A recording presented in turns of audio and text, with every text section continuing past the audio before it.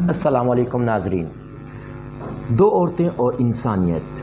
ایک گھر میں دو بھائی اور ان کی بیویاں اور بچے ایک ساتھ رہتے تھے۔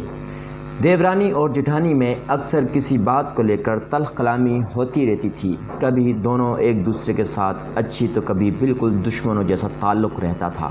جٹھانی نے اپنے بیٹے کی شادی کی تو یوں اس گھر میں بہو آ گئی۔ ساس نے بہو کے ساتھ نبھانے کی ہر ممکن کوشش کی، لیکن بہو کا صرف ایک ہی جملہ تھا، میں نے الگ گھر میں رہنا ہے، یا مجھے چھوڑ دو یا پھر اپنی ماں کو چھوڑ دو۔ اسی کشمکش میں کچھ سال گزر گئے۔ ساس ایک خطرناک بیماری میں مبتلا ہو گئی، یہاں تک کہ وہ اپنے حواس تک کھو بیٹھی۔ بس اپنے چند قریبی لوگوں کی شناخت کرنے کے قابل تھی، باقی کوئی خبر نہ تھی کہ کون کیا لگتا ہے۔ بیماری میں مبتلا ہونے کی وجہ سے اپنا کوئی کام نہیں کر سکتی تھی۔ ایک ہی بیٹا تھا جو صبح نکلتا اور رات کو گھر واپس آتا تھا۔ واپس آ کر بیٹا ہی اپنی ماں کے کچھ کام کرتا۔ اپنی بیوی کی بہت محنت کی، مگر دل میں کوئی رحم نہ آیا۔ اسی دوران دیورانی کو سارا کردار بدل گیا۔ وہ سب کچھ بھول کر اب شاید ایک انسان کا کردار ادا کرنا چاہتی تھی۔ کون غلط تھا، کہاں کس کی غلطی تھی، اب اسے اس بات سے کوئی غرض نہیں تھی۔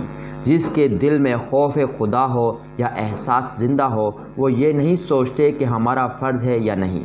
وہ تو بحیثیت انسان صرف انسانیت کو مد نظر رکھ کر خدمت کرتے ہیں اور اپنی آخرت کے لیے وسائل اکٹھے کر لیتے ہیں۔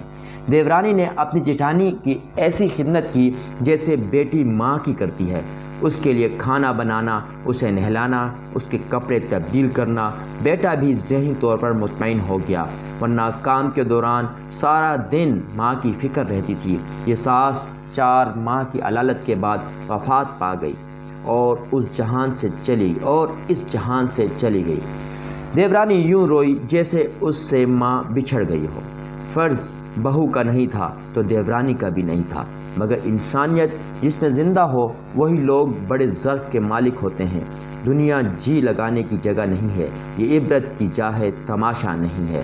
بات تو ساری احساس کی ہے۔